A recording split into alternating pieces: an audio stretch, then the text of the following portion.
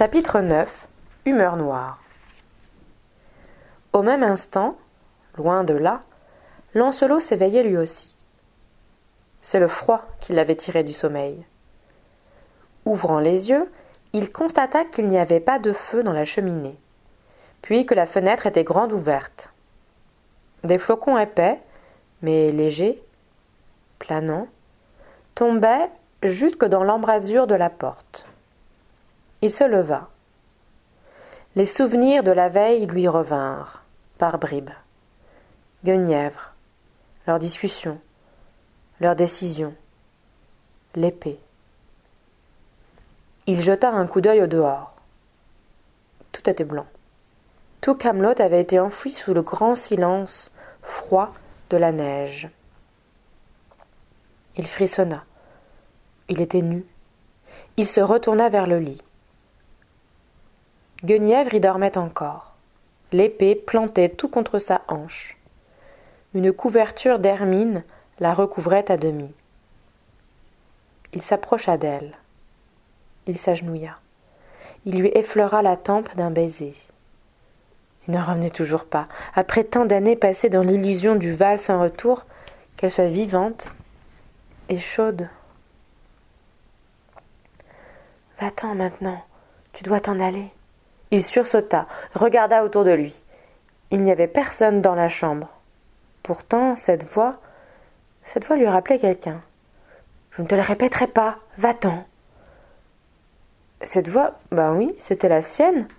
« Qui parle ? Où êtes-vous ? » « Je te parle comme si tu te parlais à toi-même, va-t'en. » Lancelot chercha du regard d'où venait cette voix. « Lancelot, tu dois faire ton choix, ou Guenièvre, ou Arthur. » « Il y a tant d'années que j'ai choisi, dit Lancelot. Montre-toi. » « Je suis là, dit la voix, dans ton cœur. C'est lui que tu dois écouter. »« Mon cœur ne me parlerait pas de la sorte, répondit Lancelot. »« Bon, dit la voix, je n'ai pas de temps à perdre. Touche ton cou. »« Quoi ?» répondit Lancelot. « Mets les doigts sur ton cou, te dis-je. » Lancelot obéit à contre-cœur. Il trouva, du bout de l'index, une longue estafilade qui saignait encore entre sa nuque et sa gorge. « Voilà, dit la voix, maintenant examine la lame plantée dans le lit. » Lancelot obéit à nouveau. Du sang tachait le tranchant de l'épée. « C'est le tien, dit la voix. Arthur aurait pu te décapiter. » Arthur ? Le roi est venu ? Nous a surpris ? Demanda Lancelot. Et même, gronda Merlin, et même s'il ne t'avait pas surpris, nu dans le même lit que la reine, est-ce que tu serais pardonnable d'avoir fait ce que tu as fait ? Je l'aime. Et alors ? Tu l'aimes donc plus que le roi ? La voix s'était faite assourdissante. Pourtant, Guenièvre ne s'éveillait pas. C'est pas pareil, gémit Lancelot, c'est pas le même amour. Alors, à toi de te déterminer lequel des deux tu dois choisir. Hein ? À toi de savoir qui je suis, qui tu es, ce que tu dois. Non. Du recoin le plus sombre de la chambre, un homme était sorti. Il était nu comme Lancelot. Mais surtout, il était Lancelot nu. C'était lui-même qui traversait la pièce, lui-même, mais plus jeune, sans barbe grise, sans toutes ces rides qui lui marquaient le front, la commissure des lèvres, le coin des yeux. Un Lancelot d'avant le val sans retour. Un Lancelot, comme, se dit-il soudain, il aurait toujours dû le rester. L'être. Tu n'existes pas, dit Lancelot. Tu es une illusion, un mensonge. Erreur, c'est toi l'illusion et le mensonge, toi qui m'as trahi, m'as menti, m'as enfermé par ta sottise dans le val sans retour. Tais-toi, dit Lancelot. Lancelot se jeta sur l'ombre, son double, sur lui-même. Ils roulèrent au sol. Ils étaient de même force, et c'était atroce de devoir frapper à coups de poing ce visage qui aurait dû encore être le sien, de se défendre contre son ombre, contre soi-même. Épuisés, les deux Lancelots cessèrent la lutte.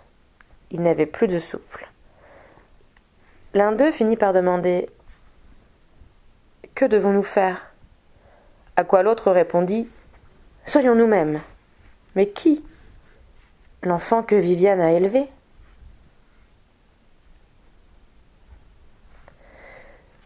Ce matin-là, 2 chevaliers partirent vers le nord. L'un, avec ses joues d'adolescent, ne songeait qu'à sa mère. Il quittait à pied les ruines d'un château qu'il avait vu, la veille, immense et accueillant. L'autre, à la barbe précocement grise, tentait d'oublier son seul et unique amour. Il quittait, à cheval, le château de Camelot, avec au cœur la certitude qu'il n'y reviendrait jamais. Tous deux progressaient dans un paysage de neige, sous un ciel gris d'argent. Le silence était total. Les oiseaux et les bêtes, qui à l'automne n'avaient pas migré vers des contrées plus clémentes, s'étaient réfugiés dans leurs nids, leurs tanières, leurs repères. Tout dormait, à part les hommes. À part ces 2 chevaliers qui allaient à leur destin, et les milliers d'autres, soldats, sergents, varlets, chevaliers eux-mêmes, rois, princes, des armées entières qui se dirigeaient vers le château de Carduel, au bord de la mer d'Irlande. Beaucoup d'entre eux mourraient. Ni le jeune Perceval, ni Lancelot ne s'en doutaient. L'aurait-il su, il s'en serait moqué. Chacun d'eux n'avait à l'esprit que le destin d'une femme aimée, une mère, une amante. Ils se ressemblaient comme le cristal d'un flocon à un autre. Ils ne le savaient pas. D'ailleurs, ils n'en auraient eu rien à faire. Les pas de Perceval, les sabots du roncin de Lancelot enfonçaient leurs traces dans la neige.